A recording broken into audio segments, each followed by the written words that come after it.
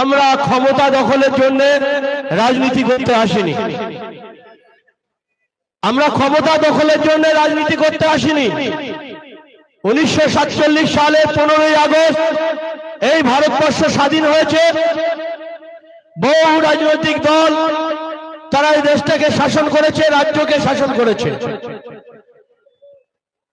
তাদের কথা ছিল এই ভারতবর্ষে যত নাগরিক আছে, এই বাংলায় যত নাগরিক আছে, তারা শাসন করেছে এই নাগরিকরা কিভাবে ভালো থাকবে, সুস্থ থাকবে, তাদের মাথার উপরে কি করে ছাদ থাকবে, যারা একেবারে নিম্ন বর্ণের মানুষ, যাদের আর্থিক অবস্থা খুবই খারাপ, তাদেরকে কিভাবে টেনে তোলা যাবে, অর্থনৈতিক পরিকাঠামো কিভাবে চাঙ্গা করা যাবে, এই আশায় উদ্দেশ্য নিয়ে তারা দেশটাকে শাসন করেছে বিগত দিনে।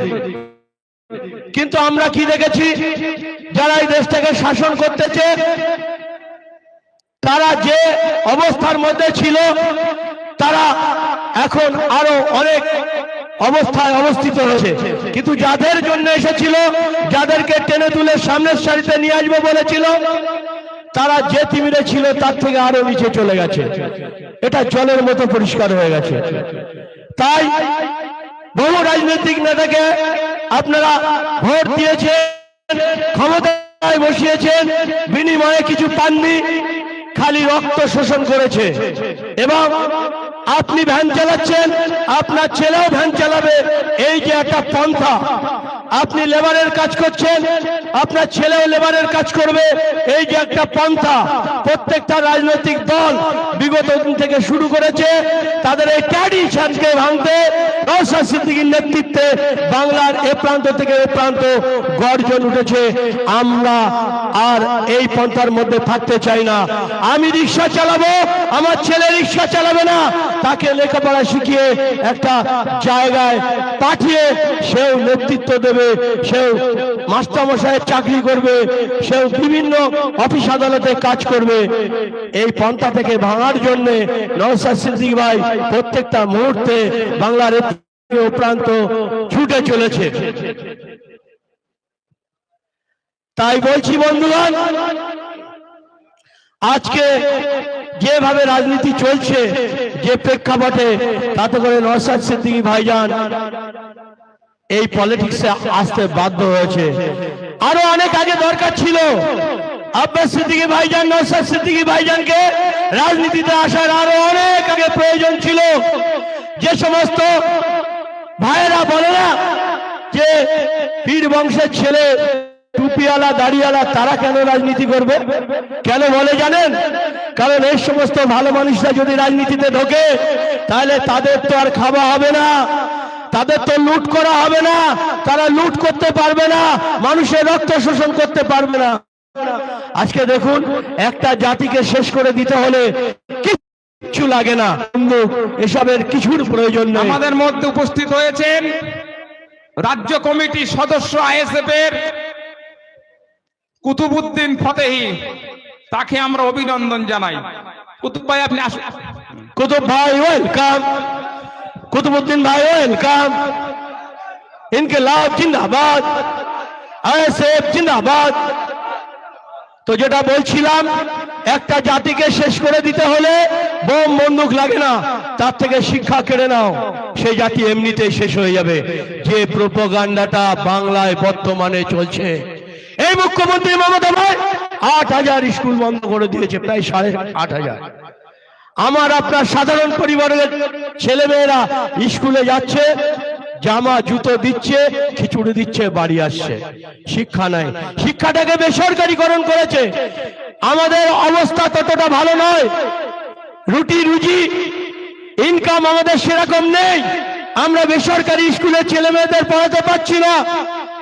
অতএব আপনি রিক্সা চালাচ্ছেন, আপনার ছেলেও রিক্সা চালাবে। ওরা এই যে প্রোপাগান্ডা আমাদের মধ্যে চাপিয়ে দিচ্ছে, এর বিরোধিতা করার জন্য, এটা আপনাদের বোঝানোর জন্য, আপনাদের ছেলে মেয়েদের ভবিষ্যতের জন্য, আগামী প্রজন্মের ভবিষ্যতের জন্য নওশাদ সিদ্দিকী ভাইজান বাংলার এ প্রান্ত থেকে ও প্রান্ত ঘুরছে এবং আপনাদের ধারে ধারে আসছে আর বলছে তিনি এমন একটা ঘরের ছেলে, ব্র্যান্ডেড পরিবারের ঘরের ছেলে, স্বাধীনতা সংগ্রামী ঘরের ছেলে, যিনি কিনা ওই এসি রুমে বাড়িতে যদি বসে থাকে, আমি আপনি আরো কত অমুসলিম ভাইরা তার কাছে যাবে, দোয়া আশীর্বাদ নেবে, আরো টাকা গুঁজে দিয়ে আসবে। সে বাড়িতে বসে লক্ষ লক্ষ টাকা ইনকাম করতে পারে, কেন এই ঝড় বৃষ্টি জল উপেক্ষা করে বাংলার এপ্রান্ত থেকে ওপ্রান্ত ঘুরছে? কারণ আমাদের জন্য, আপনাদের জন্য, এই যে আগামী প্রজন্ম থেকে জন্য নওশাদ সিদ্দিকী ভাই ঘুরছে আর বলছে আপনারা তৈরি হন, জোটবদ্ধ হন। যারা আপনাদের শেষ করতে চাইছে, যারা স্কুল কলেজ বন্ধ করে দিতে চাইছে, যারা স্বাস্থ্যটাকে ভেঙে দিতে চাইছে, যারা ফোন করে ফাঁসিবাদী নীতি তাদের হাত শক্ত করতে চাইছে, তাদের এবং তাদের যারা সহযোগিতা করছে, এই দুটোকেই বঙ্গোপসাগরে ফেলার জন্য এবং নতুন একটা ভারতবর্ষ, নতুন একটা সোনার বাংলা গড়ার জন্য যে ডাক দিয়েছে এই নওশাদ সিদ্দিকী ভাইজান, আব্বাস সিদ্দিকী ভাইজান, এই ডাকের সঙ্গে সাড়া দেওয়ার জন্য আমিও আপনাদের কাছে করজোড়ে নিবেদন করছি। আর ওই লুম্পেন চোর জোচ্চোরদের পিছনে ছুটবেন না। ভারতবর্ষটাকে এবং পশ্চিম বাংলা থেকে সাম্প্রদায়িক সম্প্রীতিতে অটুট রাখার জন্য যে কাজগুলো প্রয়োজন, নওশাদ সিদ্দিকী ভাইজান, আব্বাস সিদ্দিকী ভাইজান যে দিশা দেখাচ্ছে, এই দিশাটা আপনারা নেন, তার হাতকে শক্ত করুন। দেখুন 294টা এমএলএ এর মধ্যে একটা মাত্র এমএলএ 293টা এমএলএ কিন্তু পাগল হয়ে যাচ্ছে।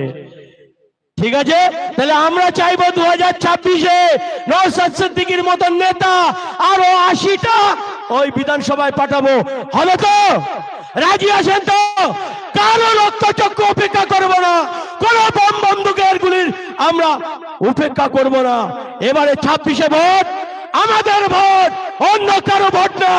আমার মাদ্রাসা চলে যাচ্ছে, আমার মসজিদ চলে যাচ্ছে, আমার খানকা চলে যাচ্ছে। এখানে যে বিরোধিতা করতে আসবে, যে তৃণমূলের চামচাগিরি করতে আসবে, চাপড়ে সোজা করে দেবো। এই 26-এর ভোট কাউকে নিতে দেবো না। 26-এর ভোট আমাদের ভোট। নওশাদ ভাইয়ের সঙ্গে আরো 80টা এমএলএ যোগ করবো, এই প্রতিজ্ঞাবদ্ধ। আজকে নন্দীপাড়া থেকে আমাদের শপথ নিতে হবে। আপনারা রাজি? এই ছোট্ট বক্তব্য বলে ইনকিলাব জিন্দাবাদ, নওশাদ সিদ্দিকী ভাইজান জিন্দাবাদ, আব্বাস সিদ্দিকী ভাইজান জিন্দাবাদ এবং পশ্চিম বাংলা জিন্দাবাদ বলেই আমি আমার বক্তব্য এখানেই শেষ করছি।